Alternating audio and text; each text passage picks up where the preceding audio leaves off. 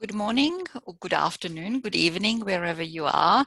My name is Vahida Berberovic, and this is my colleague and friend and Charlotte Stent. Coming to you from Sydney, Australia, we are very excited to talk about our research project on extensive writing and how it builds confidence and engagement amongst students. We work at UTS College, formerly known as UTS InSearch. UTS College is a pathway college for the University of Technology, Sydney, and we deliver a number of courses, amongst them academic English, levels 1 to level 5. Our students are mostly undergraduate and postgraduate students from China, Southeast Asia, Saudi Arabia, Russia, South America, and upon successful completion of academic English level 5, our students progress to their UTS undergraduate and postgraduate courses. And the motivation, the impetus behind this research project is something that has troubled Anne, Charlotte and me for a while. We were always wondering why our students didn't perform as well in exam situations as they do in the normal classroom. Many of them we know have a very good grasp of English syntax and structure. They have a reasonably good vocabulary, but when it comes to exams, particularly the writing exam, they underperform. And after many conversations and research, we arrived at the conclusion that it surely would have to be practice, not enough practicing. So we embarked on this action research project, and stage one we called the Roger Federer Club, partly because we're huge fans of Roger Federer, but also because we believe that he epitomizes the thesis behind this project, where we think the path to success is through practice, practice, practice. So in this project, our students engaged in free writing exercises every day for 15 minutes. We provided the students with a number of topics, but we made it also very clear to the students that it really did not matter what they were writing about, as long as they were writing for that period of time. The reason we provided them with topics was because we didn't want them to spend too much time on thinking, what could I write about? We wanted them to use all that time on actual writing. We provided them with feedback on the content, but never on skills. And we made that very clear from the start of the project. We applied a number of research methods throughout the duration of the project. We conducted surveys prior and post-intervention. We organized semi-structured interviews at the end of the project. Both of us kept a diary throughout the duration of the project, and we analyzed their writing at the beginning of the project and towards the end of the project. This is an example of some of the topics. So this is from week 7, an example of the topics that we provided to them. So you can see there is 10 topics, but they write on 5 days. So there is more topics than they need. But again, we made it very clear to them, if you don't like any of those topics, write about what happened yesterday, or, your future plans, your dream. It did not matter. And here is a very poor screenshot that I took from one of those writings. We used Google Docs as the platform for writing, so it was online. On the left-hand side, you can see the students writing, and you can see this student was absent on Tuesday and on not on Tuesday, only on Tuesday. And on the right-hand side, you can see my comments, and I've blacked out the student's name. You can see that the student replied a couple of times when I made comments. Over time, those conversations on the right-hand side became sometimes much longer than what we had on the left-hand side. And now to our major findings from stage 1. So we were mostly focused on fluency and accuracy. Fluency was measured by the word count, and we noticed that the word count increased over time, but we wouldn't say that it was a significant increase. Accuracy also improved over time, and we measured that by, as I mentioned already, looking at their writing at the beginning of the project and at the end of the project. And we looked at syntax, at clause structure, and noun phrases. And we also compared their writing results with the results of the writing of the overall cohort at the time.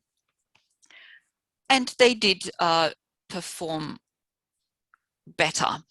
However, we were mostly surprised by finding that our students' confidence had improved. We found that their risk-taking, that they were much more open to risk-taking. And we also noticed developing personal relationships with the students on a much deeper level. And also, and Charlotte's and my relationship turned from being colleagues into friends. However, we had not set out to with number 3, 4, and 5. So we felt we really needed a stage 2 where we would focus more on those. And to tell you a bit more about that, I'll hand over to Charlotte. Thank you, Vahida. Yes, so in stage 2 of our action research, our focus was on confidence and risk-taking. We made a couple of changes in stage 2. So we changed the writing time from 15 minutes to 10 minutes. And that was simply because we noticed that a number of students stopped writing after 10 minutes. So that's why we made it shorter. We continued using Google Docs as the writing platform. It was easy for the students to use and also very easy for us teachers to comment and give feedback on the students' writing. With feedback, just like in stage 1, we continue to only give feedback on students' content. So we never mentioned any grammar mistakes, vocabulary mistakes, or spelling, for example. We conducted 3 surveys in stage 2, at the beginning, at the middle of the term, and then again at the end. In addition to those written surveys, we also conducted student interviews in focus groups, and those were done at the end of the intervention. Vahida and I also kept a diary, just like in stage 1. So whilst the students are writing, we were observing what was happening in the classroom, and those notes went into our diary. Then in stage 2, we also decided to compare our cohort's results across all macro skills with the other students, or with the students who are not participating in the daily writing at the college.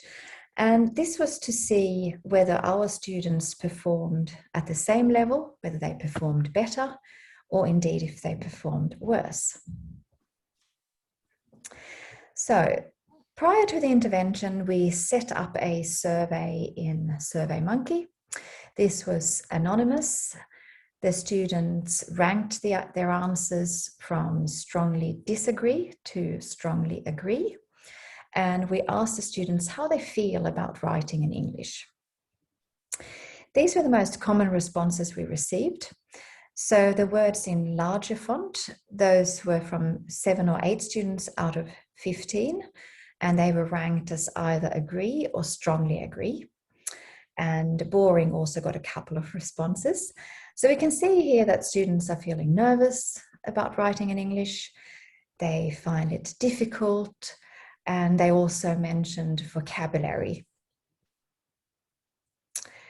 In addition to the written survey, on day 1 of the course, and this was done before we introduced the daily writing to the class, we just had an informal chat with our classes, and again asking them, how do you feel when you're asked to write in English? And this was the feedback that we received from the students. So you can see that some of these are the same as the written survey. They feel nervous. They've added the feeling stressed. They mentioned vocabulary again. And with vocabulary, because it was a discussion, we could ask them what they meant a bit more. So they mentioned spelling. They also said they found it difficult to think of ideas when they were writing in English. It made them hesitant. They were scared of making mistakes. Some felt upset. And again, we had the feeling a boring that came up again. Okay, so now to the findings. First, in relation to writing, which we had analyzed previously, and those results were replicated in stage 2 as well. On the left-hand side, you can see the writing results of the overall level 5 cohort. And on the right-hand side, you can see the results from my class for that period. On the horizontal line, you can see the grades, and on the vertical line, you can see the percentage of how many students achieved that grade. In each of those diagrams, you can see 2 bars. The blue bar shows the results that the students achieved for their writing assignment task, and the right bar shows the results the students achieved in the exam, in the writing exam. So when we're now comparing, if we look at the blue bar on the left and on the right, we can see that the overall cohort actually did better than my class when it comes to the writing assignment task, where there is a lot of support that the students can receive. There is brainstorming, there is outlining, there is a draft that the teacher provides feedback on. You know, there's the dictionary, there is Google, there is all sorts of things that support them. And overall, the overall cohort achieved mostly either a credit or a distinction, while my class achieved mostly a pass or a credit. Now, the red bar shows the results from the writing exam, where it's really just the student, a piece of paper, and the pen. And we can see that the overall cohort did significantly worse than they did when the conditions were not controlled, when they had lots of support. And this is exactly why we embarked on this. This is what we found with our students prior to this as well. If you look on the right-hand side, if you look at my students, they almost replicated the results that they had for the writing assignment task. So it kind of confirms the theory that our thesis, that if students practice enough, or all the knowledge that they do have is available to them even in an exam situation.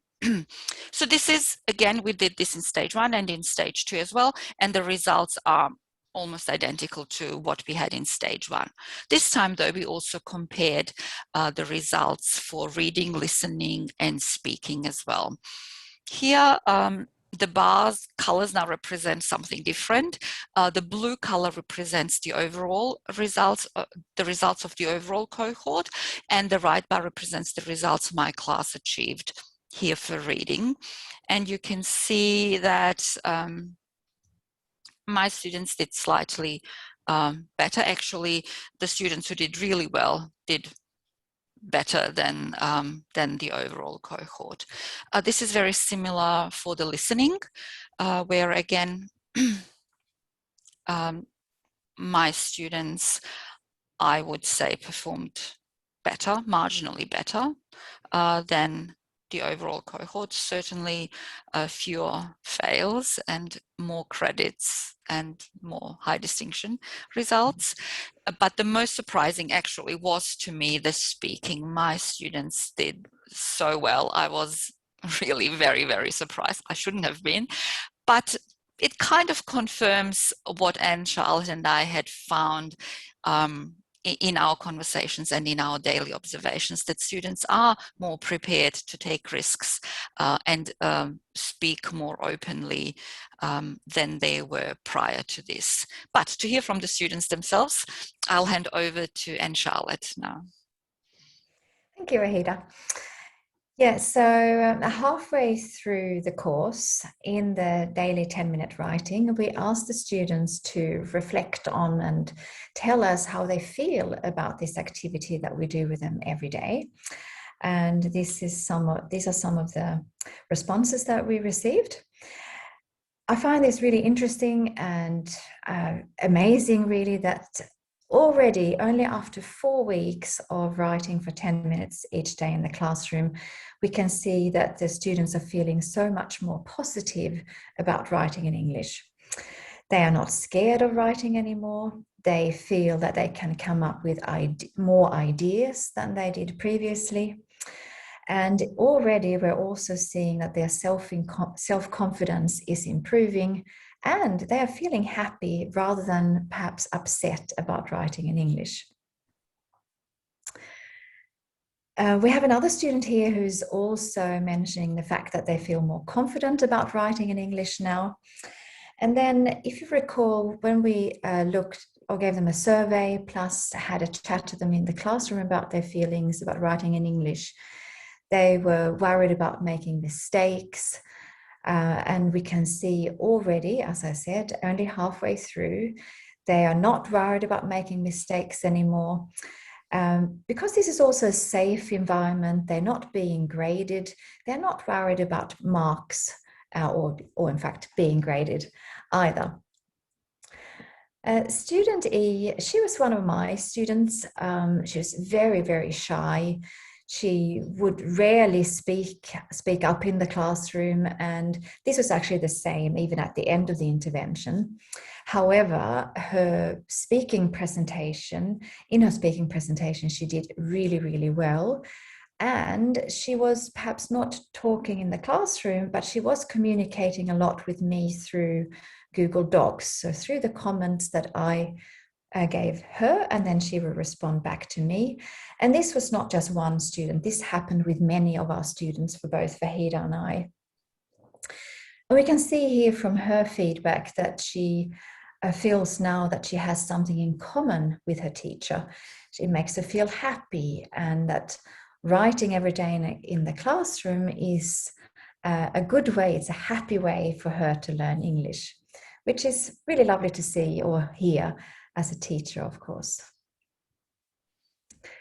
So that was midterm. Then at the end of the interventions, at the end of the term, we asked the students more specific questions about the daily writing.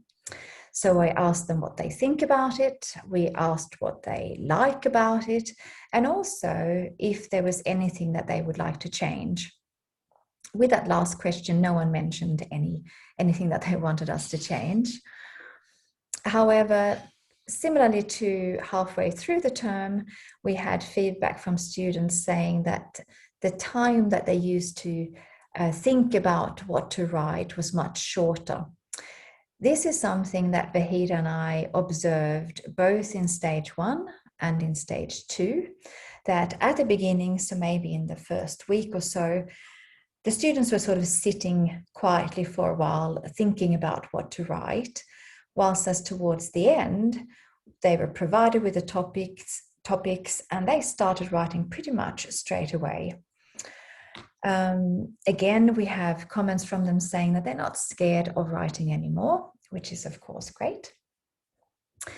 We showed you some samples of the topics that we provided the students with earlier on. And as you would have seen from those topics, they were not academic, they were of a more general nature.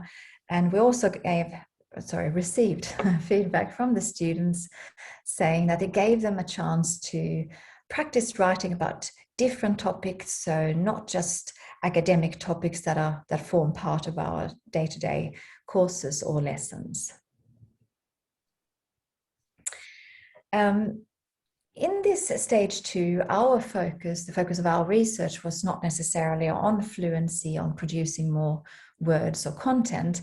However, the students did notice themselves that at the start of the intervention, this particular student, for example, could write only or less than 50 words, whilst as towards the end, this had increased to more than 120. And in addition to that, this particular student and other students noticed that it wasn't just the word count or the content that improved, but also other skills such as grammar and spelling, as this student has pointed out here. And it's important to remember that Vahida and I never commented on any grammar mistakes or spelling mistakes but the students themselves started noticing an improvement, which is of course very pleasing. And then again, we have another student here who is commenting on how important the feedback is from the teachers, how much they appreciate it, and it makes them feel that someone cares about what they're writing. So providing feedback in a project like this, I think Vahid and I both find is really, really important. There were also additional benefits that perhaps we hadn't anticipated so much. If we look at student 4, this student was mentioning that when they were talking to foreign friends, so when they were speaking English to friends outside the classroom, they found it difficult to know what to talk about. Because they were in their daily writing about things that were happening in their day-to-day lives, that gave them an opportunity to practice writing about those things, and they could then use those ideas when they were chatting to friends outside class. So that's an additional benefit, that they can transfer those skills beyond the classroom. In the class discussion that we held before we started the daily writing, there were some students who mentioned that they had to translate when they were writing, so translating from their first language into English. And then it was lovely to see that at the end of the intervention, there were some students who said, well, actually, this practicing is really good for my language learning, because now I think in English, which is really quite nice to see. Isn't it, Vahida? That really warms my heart to hear that. We know the training wheels are coming off and they're taking off.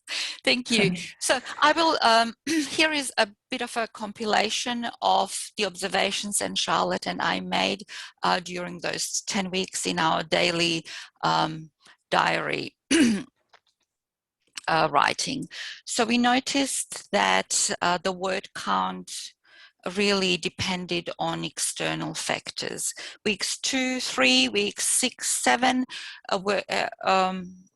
had the highest word count, and we know in those weeks there are no exams, no tests looming over the students, so they're fairly relaxed and engage in the writing process much more actively. We also introduced a Google Docs document where the students wrote their daily word count, and we noticed that this was a motivating factor for a lot of the students. Some of them were competing with themselves, trying to increase their word count over the weeks. Others were competing with other students, trying to write more. Another observation was that students needed approximately 1 week to settle in, to kind of relax their mind from the IELTS exam mode writing that they had engaged in previously, to just, looking at the topic and opening up and writing about a variety of topics. And really, again, the word count sometimes really depended on the topic. If they found the topic interesting, they would write much more. And we had a few cases where students wrote about the same topic over several days, because it was that engaging to them. And they knew they had an audience. We would read it and we would comment on that, which would spur them on a bit more. In our diaries, we also noticed that the students volunteered more responses to questions in class, and they engaged more in speaking activities, which was really the impetus why we did stage 2, because that's something we wanted to investigate further. And we made the same observations again in stage 2. Students needed less prompting, they needed less scaffolding when it came to engaging in speaking activities. As mentioned previously, but it's also reflected in our diaries. When we provided feedback to the students in Google Docs, it often resulted in a conversation. We would often ask a question, the students would answer it, we would volunteer some information about ourselves, they would then talk about themselves, and this led then in turn to a much deeper, much closer relationship. And we thought the students started seeing us as not so much as teachers, but as human beings, but also they felt seen. I know this is very popular to say, but this is they felt seen by us as human beings, not just as students. And we were both ready to show that we are vulnerable, and that just deepened the relationship and the trust. And I'll hand over to Charlotte to summarize our preliminary conclusions. Thank you, Vahida. Yes, so I will conclude our presentation by doing just that, summarizing our preliminary conclusions, which are, of course, preliminary, as this was an action research project, so a small sample size, and we can't necessarily generalize. But nevertheless, we did find that this daily 10-minute writing had a positive effect on both students' confidence and their risk-taking, as we have seen both from the students themselves in their feedback and in Vahida and I in our observations, that they're making not more of an effort, but perhaps they're participating a lot more in the classroom because they're not afraid of making mistakes anymore. Through our topics that we provided, and also the opportunity for the students to write on a topic of their own choice, they had an opportunity to explore concepts and ideas that are beyond the academic content that we provide them with in our daily lessons. As we have heard and seen now throughout the presentation, we developed a much closer relationship with our students through the comments in Google Docs, and also through the fact that they were participating a lot more in the classroom. This in turn led the students to have a much greater trust in us as teachers, and as Vahida mentioned, seeing us as human beings who are just as vulnerable as they are. And all of these added up to a much more positive learning environment. It was just a lovely atmosphere in the classroom, again, because the students were participating and weren't afraid of taking risks or making mistakes. So that takes us to the end of our presentation. We would now, of course, have moved to a question session, which we unfortunately are not able to do as this is a recorded presentation. However, if you have any questions, or if you want to share any writing activities that you do with your students in your classrooms, then here are our email addresses, and we would love to hear from you. So thank you very much, and enjoy the rest of your conference. Thank you, and hope to see you sometime soon. Yes. Bye. Thank you.